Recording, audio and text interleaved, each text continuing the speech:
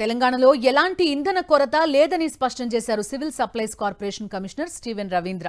Demand కంటే ఎక్కువగా సరఫరా చేస్తున్నామని చెప్పారు. అసత్య ప్రచారాలు, సోషల్ మీడియాలో వదంతుల కారణంగానే ప్రజలు భయపడుతున్నారని చెప్పారు.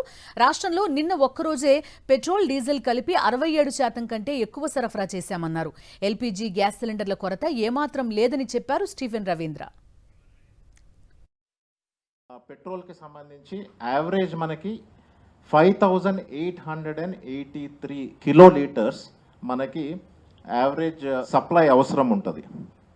నిన్న అబౌట్ 10,799 కిలోలీటర్స్ వరకు డిస్పాచ్ అయింది. నిన్న 84% మనకి అడిషనల్గా సప్లై చేయడం జరిగింది. డీజిల్ చూస్తే మనకి యావరేజ్ సప్లై ఏదైతే ఉన్నదో ఇట్ ఈస్ అబౌట్ 7,348.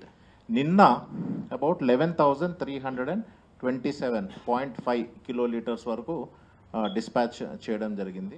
67% ఇంక్రీజ్ ఉన్నది మనకి. నిన్నటి కన్నా చూస్తే ఈ రోజు వరకు చాలా మటుకు మనకి పెట్రోల్ బంక్స్ దగ్గర ఈ రద్దీ తగ్గింది.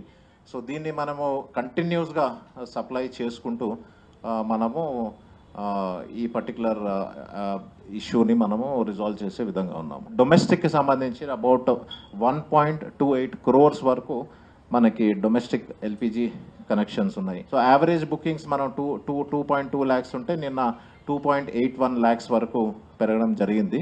సో బట్ కరస్పాండింగ్గా మీరు చూస్తే ఇక్కడ డెలివరీస్ చూడండి. డెలివరీస్ మనకి యావరేజ్గా 2.15 lakh సిలిండర్స్ అవసరం ఉంటే మనకి నిన్న డెలివరీస్ 2.19 lakh వరకు డెలివరీస్ మనం చేయడం జరిగింది. అంటే మనకి ఏదైతే డిమాండ్ ఉన్నదో డిమాండ్ కన్నా ఎక్కువ సప్లై మనము చేస్తూ ఉన్నాము. పబ్లిక్ కొంచెము ఈ ప్యానిక్లో రావడము, లేకపోతే ఈ సోషల్ మీడియాలో ఈ రూమర్స్ వినడం వల్ల దానికి ఏంటంటే పబ్లిక్ వెళ్ళి ఓవర్ బుకింగ్స్ చేస్తూ ఉన్నారు. బట్ సప్లైకి సంబంధించి ఎటువంటి మనకి కొరత లేదు, ఇబ్బంది లేదు. అటు పశ్చిమాసియా యుద్ధం నేపథ్యంలో గ్రేటర్ హైదరాబాద్లో గ్యాస్ కష్టాలు కొనసాగుతూనే ఉన్నాయి. మేడ్చల్ జిల్లా షామీర్పేట్ దత్తాత్రేయ భారత్ గ్యాస్ ఏజెన్సీ వద్ద వినియోగదారులు సిలిండర్లతో క్యూ కట్టారు. వందలాది సిలిండర్లతో వినియోగదారులు పడిగాపులు కాస్తున్నారు.